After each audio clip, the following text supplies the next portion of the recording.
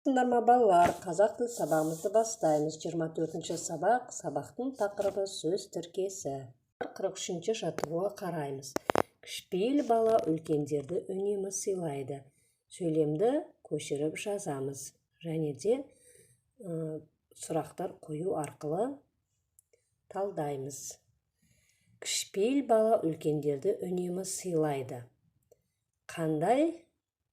Кішіпейіл бала кім? Кімдерді сыйлайды? Үлкендерді сыйлайды. Қалай? Үнемі. Не істейді? Сыйлайды. Бұл жерде кішіпейіл деген, қандай деген анықтауыш, бала кім бастауыш, үлкендерді, кімдерді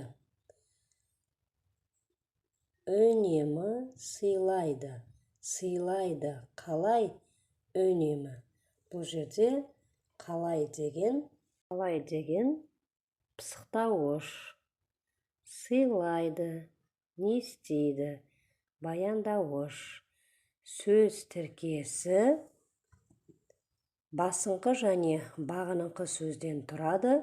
Сөз тіркесінің құрамындағы сөздердің байланысы сұрақ қою арқылы анықталады. Сұрақ басыңқы сөзден бағыныңқы сөзге қаратып қойылады. 44-ші жаттығуға қараймыз. Сөз тіркестерін оқып, мағынасын түсіндір. Жібек орамал, өзеннің жағасы, жуас ат, сөздің мағынасы, қалың қарағай, кең сарай. Екі сыңары да зат есімінен жасалған тіркестерді бағанның сол жағына, бірінші сыңары сын есімінен, екінші сыңары зат есімінен жасалған тіркестерді бағанның оң жағына жаз. Енді екі сыңарды зат есімінен жазылған тіркестер өзеннің жағасы, сөздің мағынасы.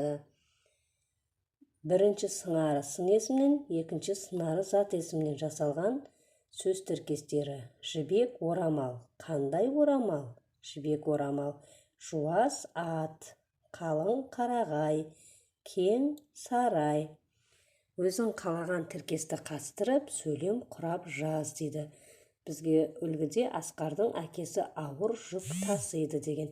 Және де өзіміз 2-3 сөз тіркестерін қатыстырып, сөйлем құрап көрейік. Мысалы, қалың қарағай деген сөзге Қазақстанның солтүстігінде қалың қарағай ормандар өте көп. 45-ші жаттығуға қараймыз. Берілген сөз топтарының сөз тіркестері екенін кестені пайдаланып дәлелде. Атаның өсиеті, қазақша сөйлеу, тақпақты жаттады, кең өлкенің дейді.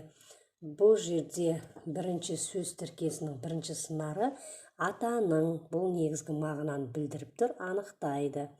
Екінші сыңары арқылы сөз тіркесінің бірінші сыңарына сұрақ қоямыз. Екінші сыңары өсиеті. Кімнің өсиеті? Атаның өсиеті. Қазақша сөйлеу. Қалай сөйлеу? Қазақша сөйлеу. Жаттады. Нені? Тақпақты. Кең өлкенің. Қандай өлкенің? Кең өлкенің. 46-ші жаттығуға қараймыз. Мақалды оқып жатқа жаз. Өтірік сөз өрге баспас. Осы сөйлемдегі сөз тіркестерін сызбамен көрсетіп, сөз тіркестерін дұрыс тапқаныңды дәлелдеп көр дейді. Бұл жерде бізде өтірік сөз өрге баспас. Өтірік сөз өрге баспас. Қандай сөз? Сөз. Сұрақ қоямыз. Не? Қандай? Өтірік сөз. Неге? Өрге. Баспас. Қайтеді. Бұл жерде өтірік деген, қандай деген сұраққа жауап береді. Өтірік сөз, яғни анықтап тұр, анықтауыш. Сөз не? Бастауыш. Өрге, неге? Толықтауыш. Қайтеді? Баспас. Баяндауыш болып тұр. 47-ші жаттығуға қараймыз.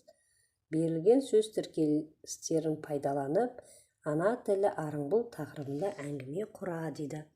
Ана тілің арыңбұл деп тақырыптың атын қойып, ары қарай жазып көрейік.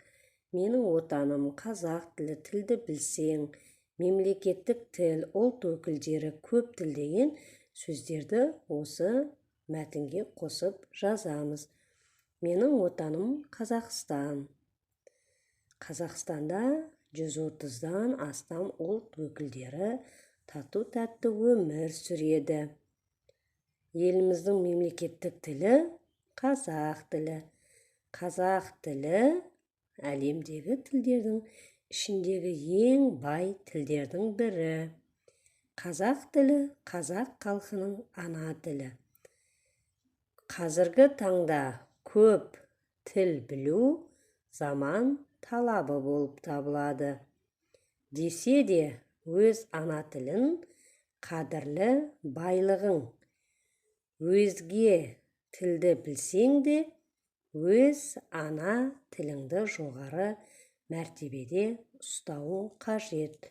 Міне осылай сендер де балалар өздерің кішкене ана тілің арыңбұл тақырыбында немесе менің отаным Қазақстан тақырыбында кішігірім әңгіме құрап жазып көріңдер.